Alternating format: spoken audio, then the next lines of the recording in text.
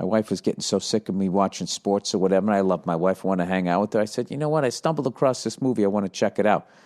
It's called Badlands, starring Martin Sheen and Sissy Spacek. And I got to tell you, you watch that, you're like, oh, now I see where True Romance came from. Let me look this up here. Sorry, I got to do it on my phone here. Badlands, 1973. Let me see here. It was based off of this fucking guy who went on this rampage. He killed like fucking 11 people. He killed like 10 of them in like 2 days. He went on this rampage, and when he got arrested, he had a girlfriend and shit, and she was with him. She claimed that, he forced her to do shit or whatever, so she got 17 years. He got the fucking electric chair. And the guy's murders were fucking brutal. I mean, as most murders are, but just like, old people, kids, just horrible shit. But this kid looked like James Dean, people said. So it was the first time people sort of got enamored by image. TV was young. This is the 1950s when this shit went down. And I got to get you the fucking guy's name here so you can look this thing up. But the most amazing thing was all like, the broads. They love a bad boy. So they fucking... they're sitting there going nuts for this kid.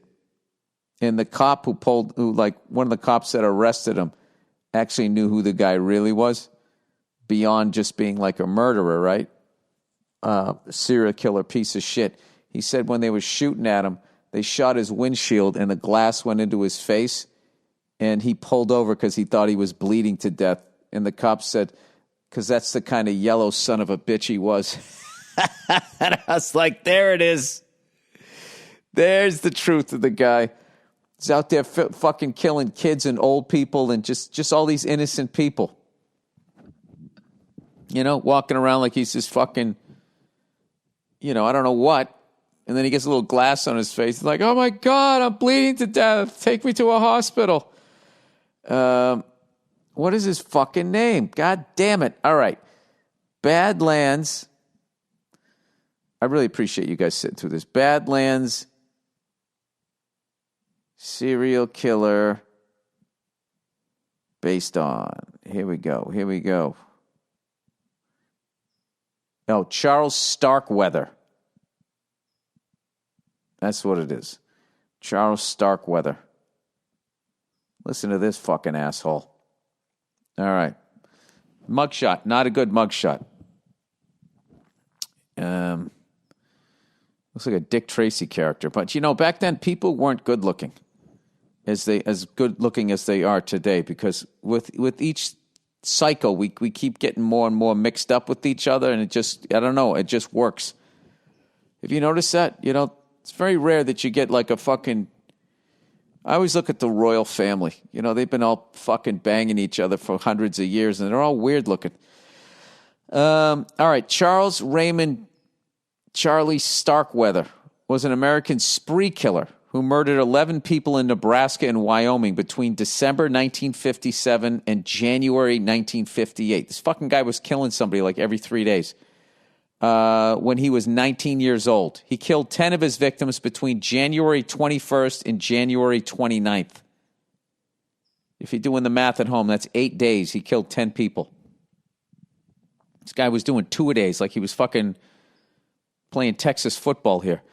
January 21st and January 29th, 1958, the date of his arrest. During his spree in 1958, Starkweather was accompanied by his 14-year-old girlfriend, Carol Ann Fugate. Just out of curiosity, is she still alive? Is the woman? She's still alive. Where the fuck is she today? My God. Still alive. But, I mean, she was 14, whatever. I don't know. What are you going to do? Both Starkweather and Fugate were convicted on charges for their parts in the homicides. Starkweather was sentenced to death and executed 17 months after the events.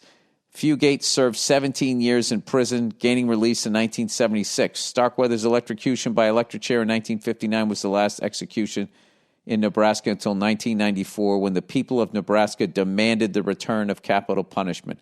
They don't fuck around out there. All right. Her relationship with his relationship with Carol Ann. 1956, the 18-year-old Starkweather was introduced to 13-year-old Carol Ann Fugate by her older sister, whom he had previously dated. There's just going to be nothing normal in this story, people.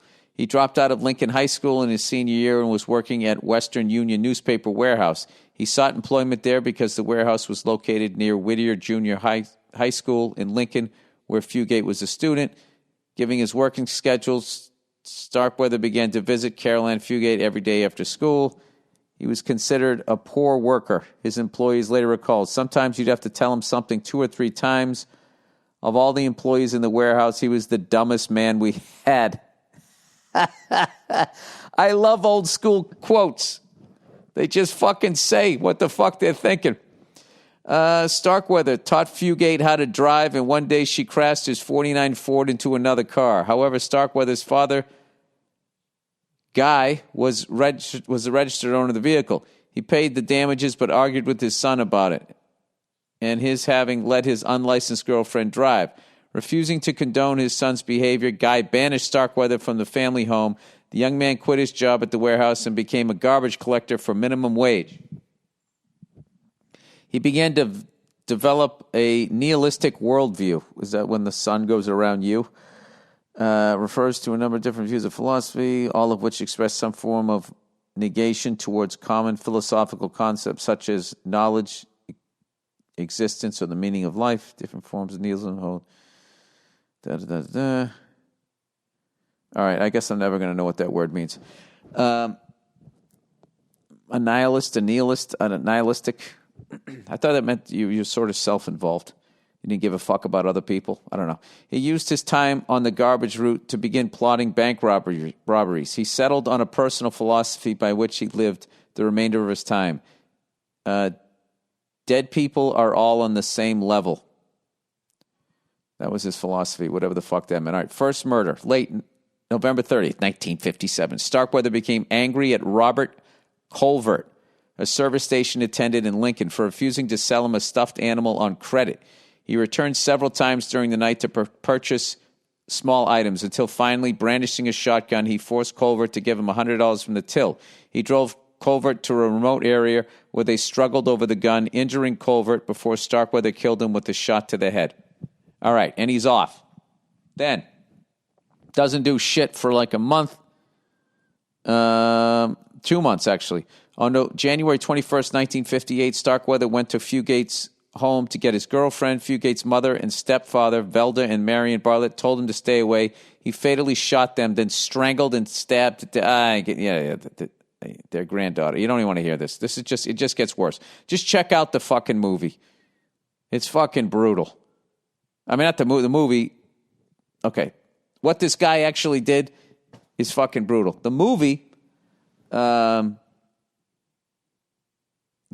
basically, there's so many movies that when you watch Badlands from 1973, starring Martin Sheen and Sissy Spacek, my movie pick of the week, there's so many movies that you see that relationship.